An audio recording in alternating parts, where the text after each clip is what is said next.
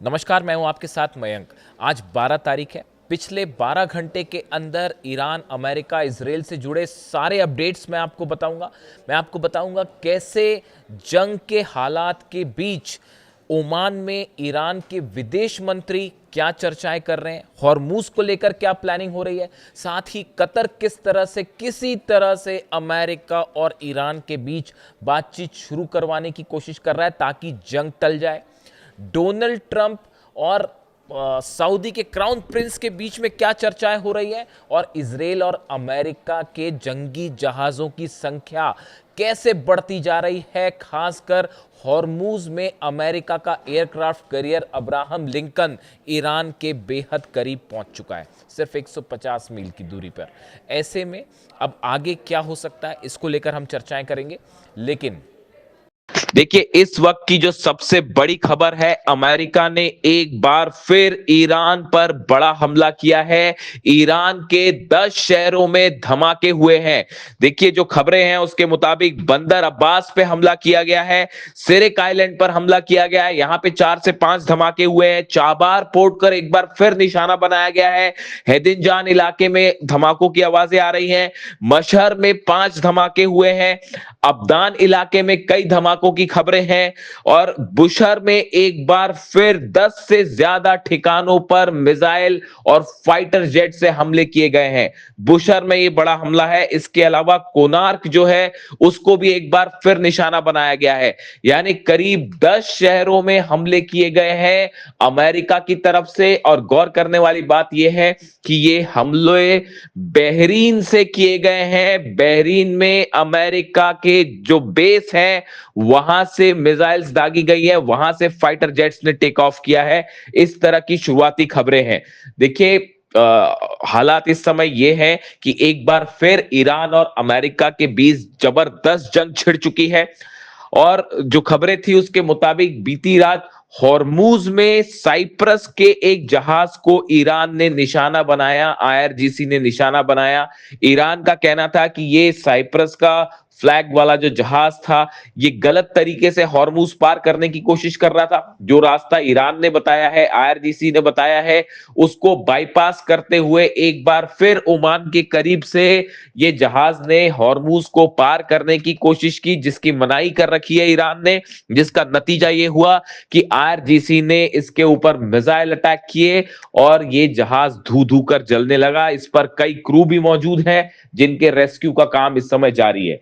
तो देखिए, जैसे ही ये साइप्रस के जहाज पर हमले की खबरें आई उसके बाद अमेरिका ने एक बार फिर जो है ईरान को निशाना बनाया, ईरान पर हमले शुरू कर दिए। अब जो खबरें इस वक्त आ रही हैं उसके मुताबिक ईरान ने जबरदस्त पलटवार भी शुरू कर दिया है और बहरीन को निशाना साधते हुए कई मिसाइल्स लॉन्च कर दी गई हैं। ये लेटेस्ट खबरें आ रही हैं, ईरान ने पलटवार शुरू कर दिया है। देखिए, कल जिस तरह से ईरान के सुप्रीम लीडर मुस्तफा खामनेई का संदेश आया सामने, उसने पूरी दुनिया में सनसनी फैला दी। मुस्तफा खामनेई ने ऐलान कर दिया है कि अली खामनेई साहब की शहादत का बदला लिया जाएगा। ईरान में जिन लोगों को शहीद किया गया है उनके कत्ल का, उनके खून का बदला लिया जाएगा। सबकी नजरें इस बात पे थी कि मुस्तफा खामनेई की तरफ से क्या संदेश आएगा। देखिए, अली खामनेई साहब की को सुपुर्द खाक करने के बाद जो है कल दुआओं का दौर पूरे ईरान में देखा गया। अगले कई दिनों तक जो है दुआओं का ये दौर चलता रहेगा। कई जगह सभाएं हुई। इसी बीच जो है मुस्तफा खामनेई साहब का बयान सामने आया जिसमें उन्होंने कई बड़ी बातें कही। देखिए, उन्होंने जो पहली बड़ी बात कही वो बड़ी बात ये थी कि अली खामनेई साहब ने जो रास्ता दिखाया है उसी रास्ते पर अब ईरान आगे बढ़ेगा। उन्होंने कहा कि इमाम हुसैन ने हमें जो रास्ता दिखाया उस रास्ते पे हम आगे बढ़ेंगे। यानी उन्होंने इमाम हुसैन का भी जिक्र किया। और तीसरी बड़ी बात उन्होंने ये कही कि अली खामनेई साहब की शहादत का बदला ईरान मांग रहा है और मेरी कौम इस बदले को पूरा करेगी चाहे जो करना पड़े। देखिए ये बहुत बड़ा संदेश था जिसके बाद पूरी दुनिया में जो है वो ये खबरें छा गई कि मुस्तफा खामेनी की तरफ से ये ऐलान हो गया है कि हम हत्यारों से बदला लेंगे। उन्होंने नाम नहीं लिया लेकिन सीधा इशारा डोनाल्ड ट्रंप की तरफ था। डोनाल्ड ट्रंप जिस तरह से बार बार ये कह रहे हैं कि मेरे पे हमला हो सकता है और अगर मुझे कुछ हुआ तो मिसाइल दाग दी जाएंगी, इस तरह के बयान कल डोनाल्ड ट्रंप की तरफ से सामने आए। कई एक्सपर्ट्स का यह मानना है कि डोनाल्ड ट्रंप को अब हमले का खौफ सता रहा है, डोनाल्ड ट्रंप को हमले का डर लग रहा है। जिस तरह से करोड़ों लोग ईरान में सामने आए और उन्होंने मांग की अली खामेनी साहब के जनाजे के दौरान कि हत्यारों से बदला लिया जाए, उसके बाद अब मुस्तफा खामेनी का ये संदेश इस बात को बता रहा है कि किसी भी तरह की बातचीत, समझौता, उन चीजों से बात अब एक बार फिर बहुत आगे निकल चुकी है। और अब जो हमले हुए हैं 10 शहरों में, ये तीसरी बार हमला है एक हफ्ते के अंदर। देखिए खबरें ये भी सामने आई, हमने आपको पहले ही बताया था कि बुशर में जो पिछले हमले हुए उन हमलों में इजराइल का हाथ था। ये बात अब खुलकर सामने आ गई है कि इजराइल की तरफ से बुशर में हमले किए गए, ऐसा कहना है ईरान का। लेकिन आज जो हमले हुए हैं, इन हमलों में अमेरिका के फाइटर जेट शामिल थे। अमेरिका का एयरक्राफ्ट कैरियर अब्राहम लिंकन जो है वो ईरान के करीब मौजूद है, ओमान की खाड़ी में है। करीब 19 डिस्ट्रॉयर्स ऐसे हैं, 19 जंगी जहाज ऐसे हैं अमेरिका के जो ओमान की खाड़ी के आसपास मौजूद हैं। इसी के साथ ही बड़ी संख्या में F-35 जेट्स का, F-16 जेट्स का मूवमेंट देखने को मिल रहा है। यानी ईरान को घेरने की तैयारी शुरू हो गई है बड़े स्तर पर। और यह भी बताया जा रहा है कि अमेरिका की कोशिश है कि इस बार अगर ईरान के खिलाफ बड़ा एक्शन होता है, जंग होती है, तो नेटो देशों को भी इसमें शामिल किया जाए। ये अपने आप में एक बड़ा डेवलपमेंट है। अमेरिका की कोशिश है कि नेटो को भी, जितने देश हैं उनको भी अमेरिका के खिलाफ जंग में शामिल किया जाए। एक अहम खबर से मैं आगे बढ़ना चाहूँगा। डोनाल्ड ट्रंप का बयान आपने देखा। डोनाल्ड ट्रंप के बड़े 2-3 रोचक बयान सामने आए हैं जिसमें ऐसा लगता है मानो डोनाल्ड ट्रंप का खौफ और डर अब सबके सामने आना शुरू हो गया है। वो ये कह रहे हैं कि अगर मुझ पर हमला हुआ तो 1000 मिसाइल्स ईरान पर दाग दूंगा। ये बयान आपने कल सुना होगा कि उन्होंने सोशल मीडिया पर लिखा कि मैंने अमेरिका की सेना को आदेश दे रखा है कि अगर मेरे पे हमला होता है तो उसके बाद ईरान पर कैसे हमले किए जाएंगे, 1000 मिसाइल्स दाग दी जाएंगी, कई साल तक हमले किए जाएंगे, हम ईरान का नामो निशान मिटा देंगे। इस तरह की बातें उन्होंने की। तो बड़े सारे एक्सपर्ट्स जो एनालाइज करते हैं डोनाल्ड ट्रंप, उनका कहना है, उनका ऐसा मानना है कि अब ये क्या डोनाल्ड ट्रंप का डर सामने आ रहा है, डोनाल्ड ट्रंप को खौफ है किसी चीज़ का। बताया जाता है मोसाद ने इनपुट दिया, जैसी खबरें चल रही थी कि मोसाद की तरफ से इनपुट आया और नेतन्याहू ने ये जानकारी दी डोनाल्ड ट्रंप को कि ईरान जो है वो हमला कर सकता है, डोनाल्ड ट्रंप को निशाना बना सकता है। उसके बाद इस तरह की तमाम बातें अमेरिका में भी उस पर चर्चाएं शुरू हो गई हैं। इन सब के बीच देखिए ईरान के, इसका जिक्र मैं फिर इसलिए कर रहा हूँ, ईरान में IRGC के चीफ अहमद वाहिदी साहब का एक बयान सामने आया है इसी मामले से जुड़ा, डोनाल्ड ट्रंप के इस पूरे मामले से जुड़ा कि मेरी मौत हुई तो कोई नहीं बचेगा। पहले उन्होंने ये कहा, फिर अब ये 100 मिसाइल दाग दूंगा अगर मुझ पर हमला हुआ तो अहमद वाहिदी साहब ये कह रहे हैं, IRGC चीफ कह रहे हैं, seeking justice for those slain in the एलिज्ड US Israeli strike remains a legitimate and unforgettable demand. वो ये कह रहे हैं अमेरिका और इजराइल ने ईरान में जिन लोगों को शहीद किया है उनका बदला लेना एक लेजिटिमेट और अनफॉरगेटेबल डिमांड है। यानी हम कभी इस बात को नहीं भूलेंगे कि ईरान में जिन लोगों को शहीद किया गया उनकी शहादत को हम कभी नहीं भूलेंगे और उनका बदला लेना पूरी तरह से वैधानिक और लेजिटिमेट डिमांड है। ये कौन कह रहा है? ये IRGC के चीफ कह रहे हैं। देखिए डोनाल्ड ट्रंप के इस खौफ का एनालिसिस कर रहे हैं हम। डोनाल्ड ट्रंप ये जो डर दिखा रहे हैं कि भाई कहीं मुझ पे हमला ना हो जाए, और अपना प्लेन बदलना पड़ गया उनको और अपना रूट भी जो है बार बार बदलना पड़ गया उनको वापस जाते वक्त नेटो से। तो इसकी क्या वजह थी, ये इसके पीछे की हकीकत हम इसको एनालाइज कर रहे हैं। देखिए जो गुस्सा देखने को मिला अली खामेनी साहब की फ्यूनरल के दौरान, उनके जनाजे के दौरान, जो तस्वीरें, जो डिमांड, जो नारे सामने आए ईरान से, उसने दरअसल हकीकत ये है कि पूरे अमेरिका को हिला कर रख दिया। जब 9 करोड़ लोग एक साथ अगर बदले की मांग करें, सड़कों पर आंसुओं का जो है वो सैलाब था और हर आंसू में आक्रोश था और ये मांग हो रही थी कि बदला लो बदला लो। उसको देखकर, उस अली खामनेई साहब के जनाजे की तस्वीरें देखकर अमेरिका के बड़े बड़े एक्सपर्ट ये कहना शुरू कर चुके हैं कि अब ईरान किसी सूरत में ना यूरेनियम देगा ना न्यूक्लियर डील करेगा, चाहे डोनाल्ड ट्रंप अपना जो करना है कर ले। ये बात तय हो चुकी है। अली खामनेई साहब के जनाजे की तस्वीरें देखने के बाद, उसका गुस्सा देखने के बाद, ये तस्वीरें इन्होंने America, pentagon, CIA, Mossad, Israel सबको हिला कर रख दिया है और पूरी दुनिया इस बात को समझ चुकी है अब कि ईरान को न झुकाया जा सकता, न डराया जा सकता और ईरान तो अब मूड में ही नहीं है इस बात को लेकर कि यूरेनियम को लेकर कोई डील की जाए और न्यूक्लियर निगोशिएशंस किए जाएं या फिर किसी तरह का कोई समझौता हो। भूल जाइए उस बात को।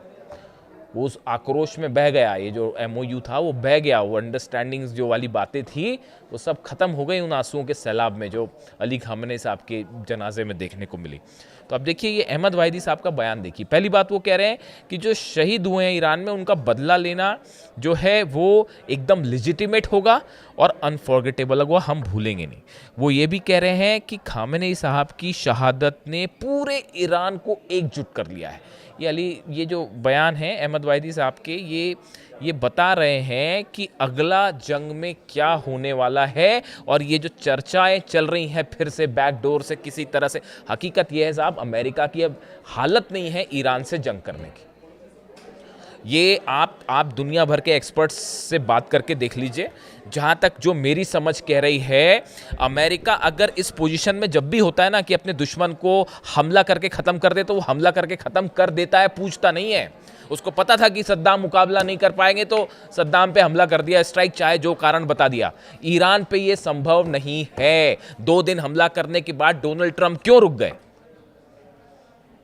कर देते स्ट्राइक, इजराइल कर देता स्ट्राइक, आप क्यों रुक गए? इसलिए रुक गए ना कि वो आप 80 मार रहे थे, वो 85 मार रहा था मिसाइल्स। आपने 190 हमले किए, उसने 195 हमले कर दिए अलग अलग जगह पर। और अभी तो सिर्फ 3-4 ही देश जल रहे थे, बहरीन, कुवैत, जॉर्डन, और यही हमले हो रहे थे कतर में। सऊदी, UAE तक तो बात पहुंची नहीं थी, इजराइल तक तो बात पहुंची नहीं थी और अब तो पता नहीं कहाँ कहाँ किस किस रेंज की मिसाइल से बात पहुंच जाए।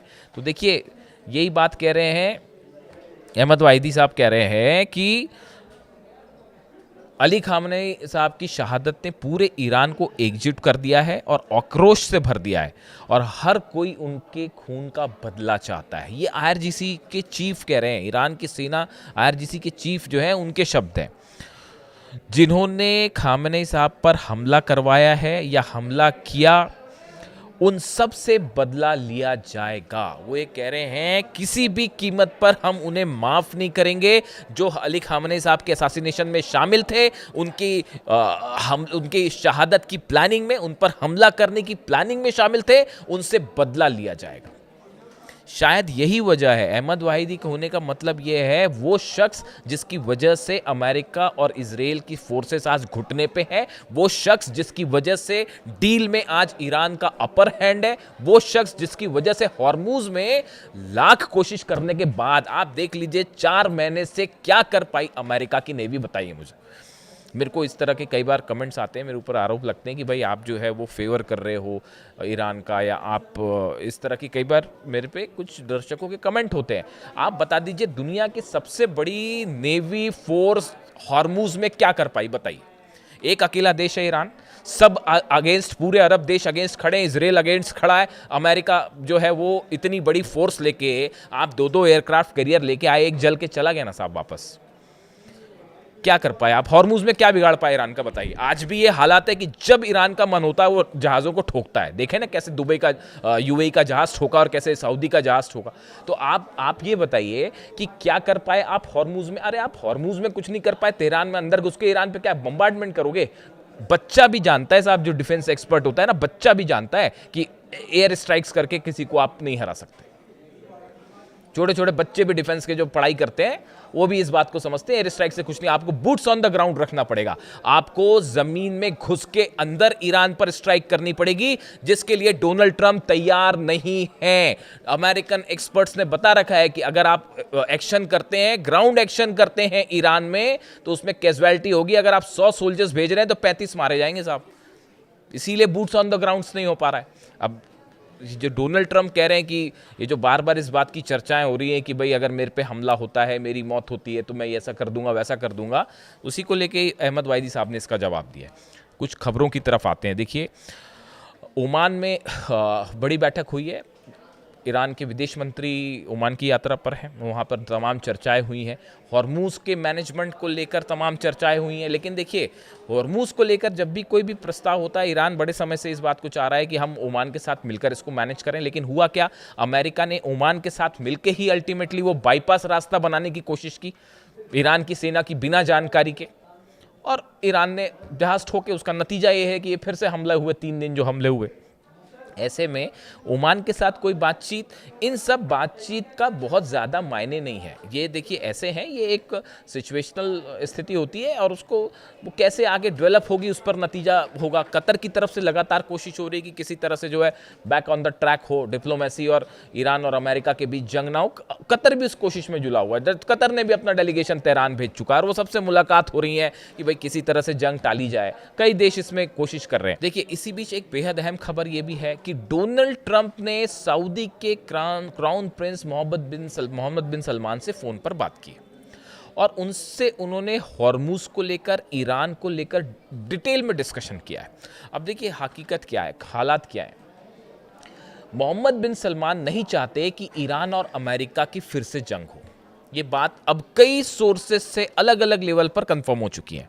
इसकी 2 बड़ी वजह है। मोहम्मद बिन सलमान को ये लग रहा है, पहली बात तो ये लग रहा है कि भाई उनका डिफेंस सिस्टम ऐसा नहीं है कि वो ईरान की खुर्रम शहर, फतेह 2 और बाकी की जो बैलिस्टिक मिसाइल्स हैं उनको रोक पाए। ये बात साफ है। ना थार्ड रोक पाया, ना पेट्रियट रोक पाया। आपने अभी देखा कि क्या हुआ, किस तरह से जो है कुवैत में जो पेट्रियट सिस्टम लगा हुआ था, जो डिफेंस सिस्टम लगा हुआ था, उसके ऊपर मिसाइल गिरी है, खैबर मिसाइल। तो वो कैसे सऊदी कैसे उसको रोक पाएगा। तो पहली बात तो सऊदी इस बात को जान रहा है कि भाई ईरान से उलझने का कोई मतलब नहीं है।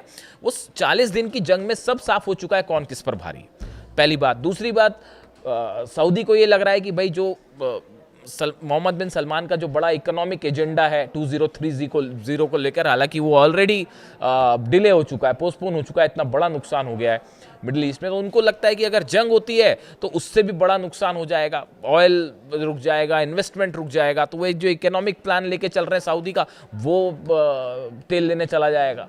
तो ऐसे में वो डोनाल्ड ट्रंप के साथ देने को राजी नहीं है। इसी वजह से डोनाल्ड ट्रंप हॉर्मूज में जो दूसरा एक्शन लेना चाह रहे थे वो रोकना पड़ गया, वरना अगर सऊदी मदद करता तो शायद मिलिट्री एक्शन हो गया होता। सऊदी जो है उसके लिए तैयार नहीं है। अब देखिए इसका तोड़ क्या निकाला गया। ये जो आजकल तुर्की और डोनाल्ड ट्रंप में जो खूब दोस्ती चल रही है, जिसकी चर्चाएं हैं तमाम की, यहाँ तक कि कांग्रेस की मंजूरी नहीं है फिर भी F-35 देने को तैयार है एर्दोगान को और तुर्की को। और तुर्की अब बात क्या कह रहा है कि भाई देखिए ये डील इसलिए नहीं हो सकती, पिछली बार नहीं हुई थी, आपको पता ही होगा, हिस्ट्री सब जगह है ही। S-400 सिस्टम रूस से खरीद रखा है तुर्की ने। तो अमेरिका कांग्रेस का ये रूल है कि भाई जो उसने S-400 सिस्टम जिस देश ने खरीद रखा है रूस से, हम उसको F-35 नहीं देंगे, ये शर्त होती है। इसीलिए तुर्की को अभी तक F-35 नहीं मिला, क्योंकि वो जो है उन्होंने S-400 रूस से ले रखा है। तो अब एक नई सिचुएशन खड़ी हो गई है। तुर्की ने अपील की है पुतिन से और रशिया से, वो ये चाहते हैं कि हम अपना S-400 जो है वो UAE को बेच दें। UAE एक अलग परेशान देश, उनको ये लग रहा है कि भाई किसी तरह से जो है हमको डिफेंस सिस्टम मिल जाए, वरना जो है उनकी सबसे बड़ी चिंता ये है UAE की कि फिर से जब दुबई और अबू धाबी पर मिसाइल्स गिरेंगी तो उसे कैसे रोका जाए, वो अलग परेशानी है। इसलिए वो तमाम जगह जो है वो डील करते फिर रहे हैं कि भाई कहीं जो है वो ईरान की मिसाइलों से रक्षा करने के लिए हमें डिफेंस सिस्टम मिल जाए, वो उस कोशिश में लगे हैं। तो अब ये एक नई चर्चा शुरू हो गई कि क्या तुर्की अपना S-400 जो है वो UAE को देने जा रहा है। ऐसी सूरत में S-400 की जो टेक्नोलॉजी है, इसको लेकर रूस हमेशा से सतर्क रहता है कि ये टेक्नोलॉजी जो है S-400 की, ये किसी नेटो कंट्री के हाथ में ना जाए, यानी खासतौर पर अमेरिका के पास ना जाए। हालांकि ये कहा नहीं जा सकता कि चली गई है या नहीं गई है, लेकिन फिर भी तो ऐसे हालात में अब देखिए कोशिश जो तुर्की को पास लाने की कोशिश है डोनाल्ड ट्रंप की, ये सऊदी का काट है असल में। देखिए सऊदी डोनाल्ड ट्रंप इस बात को समझ चुके हैं कि मोहम्मद बिन सलमान या फिर सऊदी अरब जो है या अरब देश अब उस तरह से अमेरिका के साथ नहीं खड़े हो पाएंगे जैसे पहले खड़े थे। पैसा देना एक अलग बात होती है साहब, जंग करना एक अलग बात होती है, तो वो नहीं होंगे। इसीलिए इस पूरे क्षेत्र में एक नए मजबूत सहयोगी के रूप में एर्दोगान को देख रहे हैं और तुर्की को देख रहे हैं। ये सऊदी का प्रभाव कम करने की कोशिश है, लेकिन समस्या ये है कि जब ईरान से जंग की बात होगी तो सऊदी का रोल हमेशा अहम होगा और मोहम्मद बिन सलमान उसके लिए राजी नहीं है। तो अब ट्रंप ने फिर बात की है कि हॉर्मूज को लेकर क्या किया जाए। इस तरह की जो खबरें सामने आई कि अमेरिका का ये कहना है कि हम बात तभी करेंगे जब ईरान इस बात की गारंटी दे कि हॉर्मूज पूरी तरह से खुला रहेगा। अरे माय डियर फ्रेंड, वो तो पहले ही खुला हुआ था। ईरान ने कब बंद किया था हॉर्मूज? वो तो पहले से खुला हुआ था। अपनी ब्लॉकेट्स और 17 वॉरशिप लेकर तो आप वहां पर पहुंचे थे।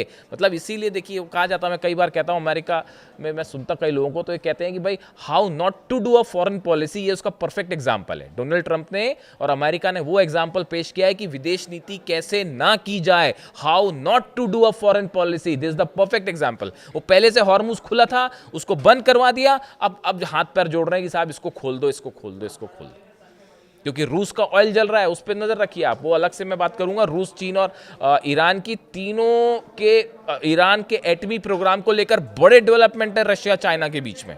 तो सिर्फ डोनाल्ड ट्रंप अपनी प्लानिंग नहीं कर रहे, रूस चीन भी बड़ी मजबूत प्लानिंग में है, उस पर अलग बात करेंगे। तो अभी हालात ये है कि सलमान से बात की है, मोहम्मद बिन सलमान से जो है ट्रंप ने बात की है।